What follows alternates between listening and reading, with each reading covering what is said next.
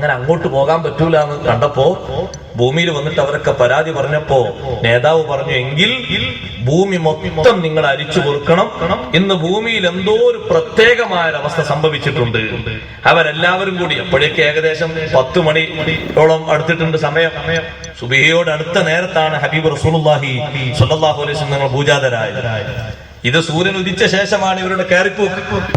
അങ്ങനെ ആ കയറിപ്പോക്ക് കഴിഞ്ഞ് വാർത്തകളൊന്നും ചോർത്തിയെടുക്കാൻ കഴിയാതെ തിരിച്ചു വന്നിട്ട് അവർ ഈ വിഷമങ്ങളൊക്കെ പറയുമ്പോ അന്വേഷിക്കാൻ വേണ്ടി അന്വേഷിച്ചിട്ട് തിരിച്ചു വന്നിട്ട് പറഞ്ഞു, അതെ, ഇന്ന് അബ്ദുൽ മുത്തലിബും കുടുംബവും സന്തോഷത്തിലാണ്.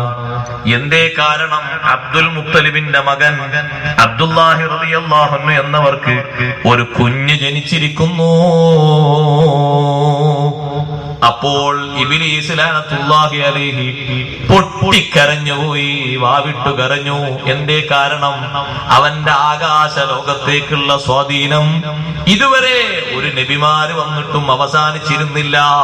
ഒന്നാം ആകാശത്തേക്ക് മൂസാ നബി അലൈഹിസ്സലാം ഉണ്ടായ സമയത്തും കേറിയിട്ടുണ്ട്. അങ്ങനെയാണ് മൂസാ നബി അലൈഹിസ്സലാം ജനിക്കുന്നതിന്റെ മുമ്പ് ഫിർഔന്റെ ജ്യോത്സ്യന്മാർക്ക് വിവരം വിട്ടുകൊടുക്കുന്നത് ഇവിടെ ഒരു നബി വരാനുണ്ട്. ആ നബി വരുന്നതിലൂടെ ഫറോവയുടെ ശക്തി മുഴുവനും